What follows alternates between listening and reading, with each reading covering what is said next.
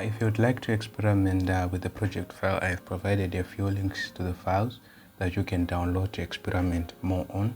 First, I'll show you how to set up the files in DaVinci Resolve, and then explain the node choices and their uses, and then why I chose those nodes. Before we go much in detail with the color grade and all that stuff in DaVinci Resolve, the main idea behind the color grade was to make the product pop, as well as creating a strong contrast between the product and its surroundings. And to do that, I played around with the reds and the greens, since they were like complementary colors, and it made it easier to sort of like color grade as well. This therefore helps the product to sort of like stand out as well. If you look at the before and the after, you can see there's a huge difference. That is why it is necessary to color grade your renders with a look that you have or a look that you want to achieve in mind, to make your color grade or to make your product pop. So the first thing that you have to do is to create a new DaVinci Resolve file and then go to the folder. So for you to get this folder, you can go on Gumroad.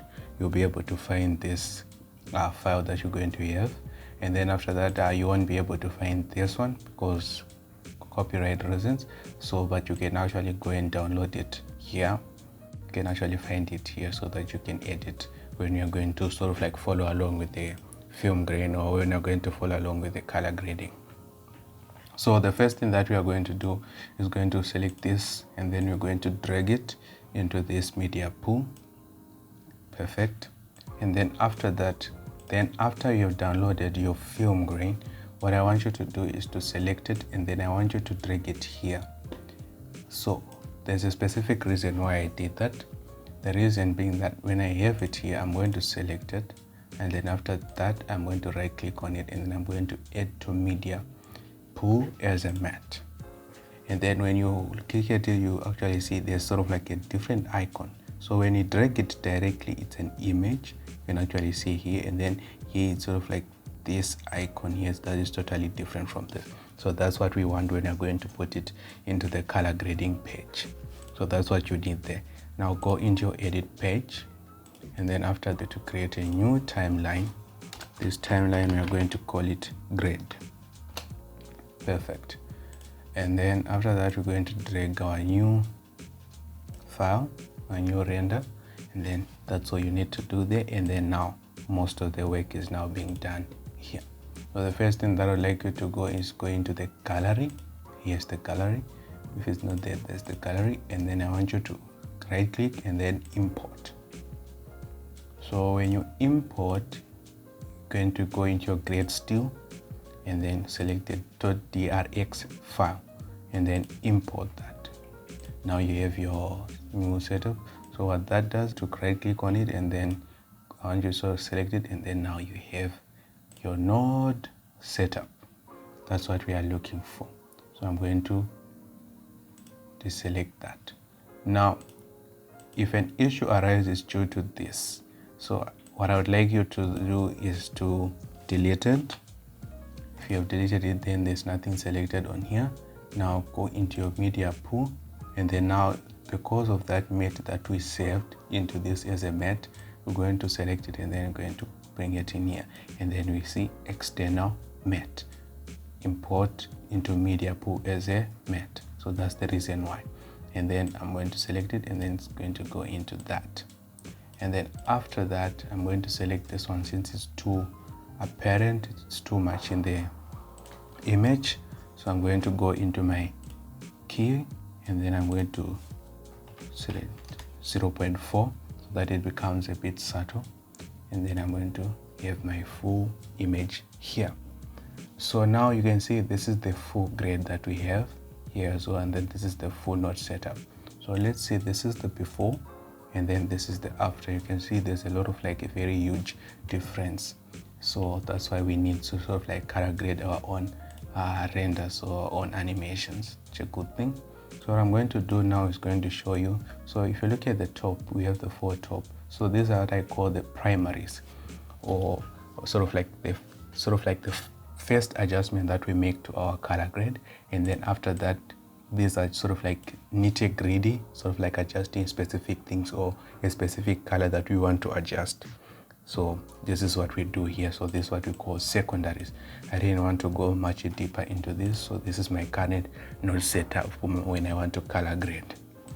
Okay, so what I'm going to do now is select everything, and then I'm going to place Control D to deselect everything, and then this one I'm going to click on the number 11, and then it's going to pop up. So this is the initial render that we have here.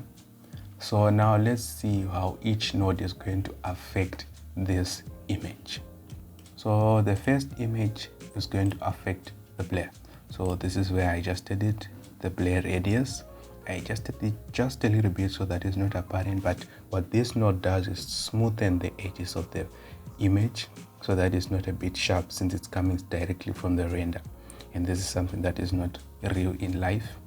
And then that's what we did there. And then the exposure. What I wanted to do with the exposure was to sort of like brighten the image a little bit so that I can compensate for that when I'm going to be adjusting it with my contrast. So what I just did there in the exposure, I went into my offset and then I dragged it to the right so that it becomes a bit brighter. And then you can actually see there's an effect that happens there. So this is the before, and then this is the after. You can actually see what happens with the scope here. And then after that, I adjusted my contrast. With my contrast, I just wanted to sort of like separate, sort of like make a separation between the bright and the lower ends as well.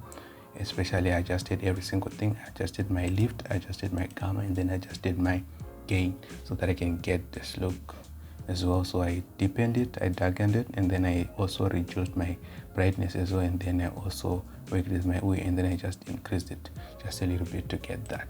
And then after that is my saturation. Now you see it, now he's sort of like getting the look. So what I wanted to do directly with this one was what I did was selected the greens, and then I inverted the greens so that I can get my reds. So the reason for that, what I wanted to do was to desaturate the reds. Now you can see they are a bit deep and they are a bit darker than what they were before. They were a bit bright, now they are a bit dark. That's what we wanted, so that the more focus is on the product.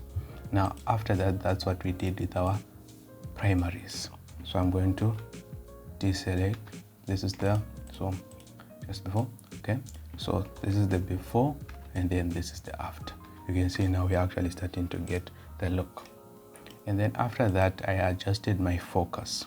So with my focus, what I wanted to do was to mostly focus here on the center, and then to do that was I used a window node, circle window node, and then I inverted it so that I can only focus here and then select everything outside.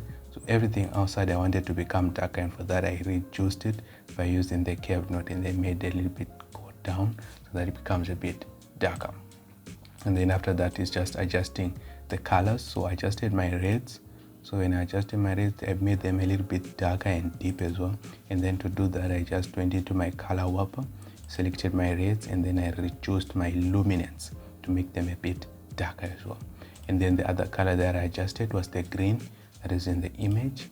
And then you can actually see there's a pop of it as well, because I'm going to select this this point here, and then you can actually see I reduced my luminance as well to make it a bit darker as well.